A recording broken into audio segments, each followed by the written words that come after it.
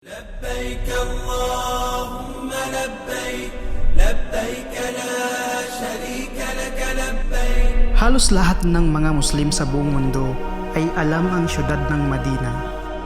Isa kasi ito sa pinakamamahal ng ating huling propeta na si Muhammad sallallahu alaihi wasallam. Ito ang nagsilbing pangalawang tahanan niya matapos silang mag-migrate mula sa Mecca. Kinailangang umalis ang mga Muslim mula sa Mecca dahil matapos tanggihan ng mga musyrikin ang nag-iisang Diyos na si Allah, sila ay inapi at itinakwil. Sa kasalukuyan, halos lahat ng mga Muslim ay gustong mapuntahan ang lugar na ito, pero unfortunately, hindi lahat ay naging mapalad. But don't worry, sagot ko ang inyong adventure sa iba't ibang mahahalagang lugar dito sa Madina, tulad ng Masjidil Nabawi, Jabal Uhud, Masjidil Qiblatain, Masjidil Quba at marami pang iba.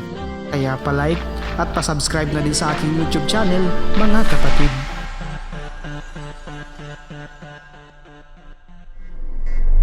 Ya Rasulullah,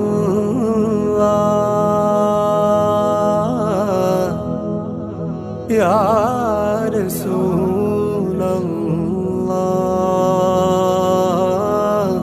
So here we are in Madina.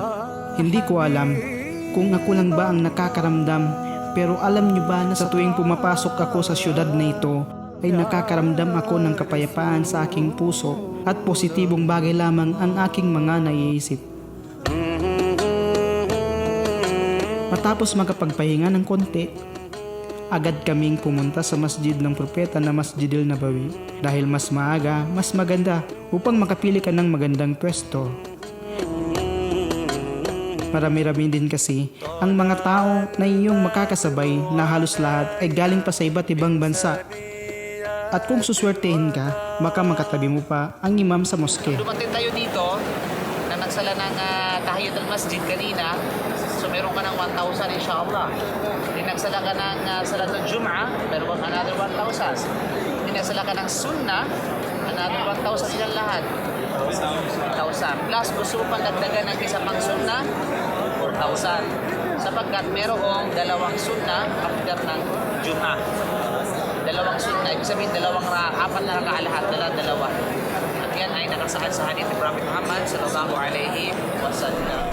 Kung ikaw naman ay mapalad, maaari kang pumasok sa isang lugar sa loob ng moske na tinatawag na Rauda or Garden of Paradise. Rauda Pintaluna, isas ka din sa place, luba na kabatad, so walay no Nabi Muhammad sallallahu alaihi wasallam, kapadin sa kaluma din na si Aisha, nalubas sa kanina kalabang, taman, lusa mimbar, niya Pintalawa mimbar raw, may kapag kutabasa kanin, na lubas ka ni patin na kanu kadalo na Nabi Muhammad sallallahu alaihi wasallam tingin na siya sa dunya na tingin na aran surga na susurgaban to na siya nakatago o di na siya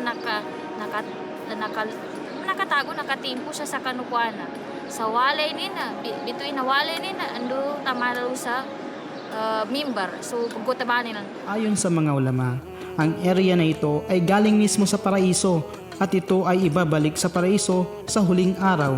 Ito ay may kulay na green na carpet at ito ay makikita sa gitna ng bahay ng propeta at ng kanyang mimbar. At remember, kailangan mong maging matatag sa pagpunta dito dahil marami ang gustong pumasok dito upang magsagawa ng 2 raka'a ng sunnah. Mahirap pero hindi ka magsisisi dahil sa lugar na ito ay makikita mo mismo ang libingan ng ating mahal na propeta Muhammad sallallahu alaihi wasallam kasama ang 2 magigiting na kalifa na sina Abu Bakar at Umar radhiyallahu anhu.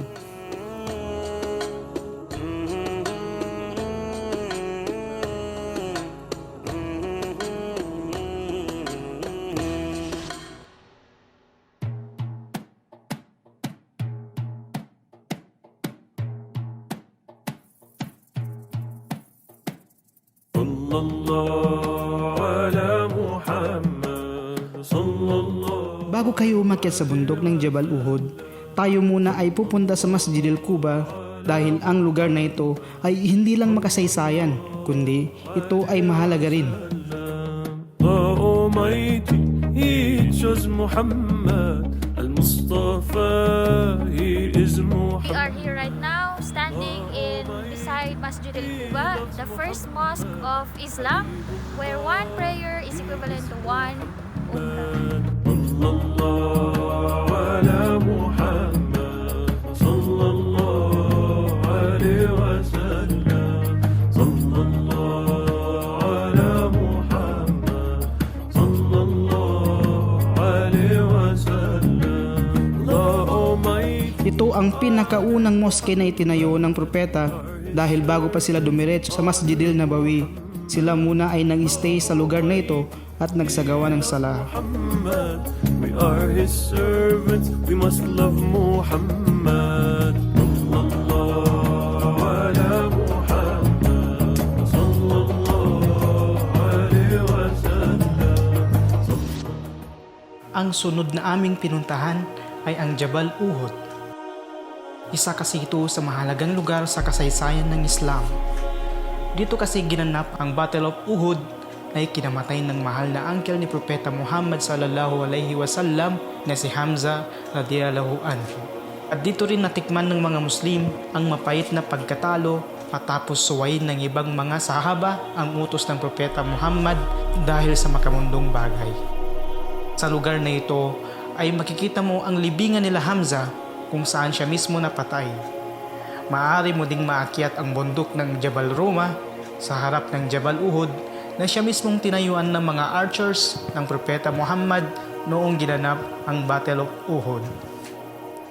Kung ikaw ay nasa area ng Jabal Uhud, huwag na huwag kayong aalis nang hindi nakaakyat sa munting bundok na ito na ang pangalan ay Jabal Ruma.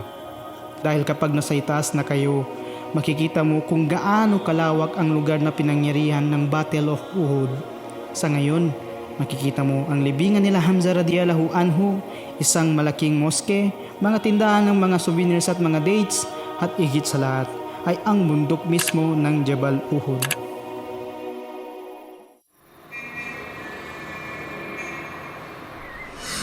Ya Rasulallah.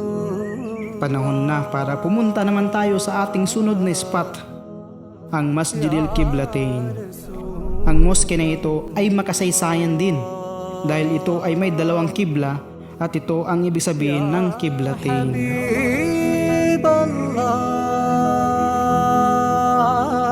Ang unang kibla ay nakaharap sa Baitul Maqdis na nasa Jerusalem at ang pangalawa naman ay Kaaba na nasa Mecca. Habang ang propeta at ang kanyang mga sahaba ay nagsasagawa ng salatud duhur, ang Quranic revelation ay ibinaba ni Allah. Dahil dito, ang unang dalawang rakaan ng salatud duhur ay nakaharap sa Masjidil Aqsa, habang ang huling dalawang raka naman ay sa Masjidil Haram.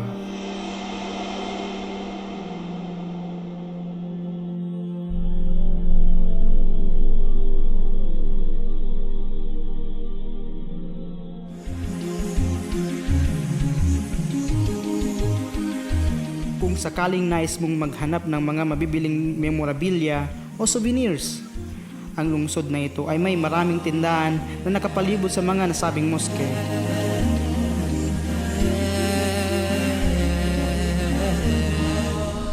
Masjidil Abu Bakar. Alam niyo, ang Madina ay punong-puno ng mga makasaysayang lugar tungkol sa Islam. At dito sila Dahil na rin sa pananatili ng Propeta Muhammad dito. Ito rin ang dahilan kung bakit maraming turista ang bumibisita dito.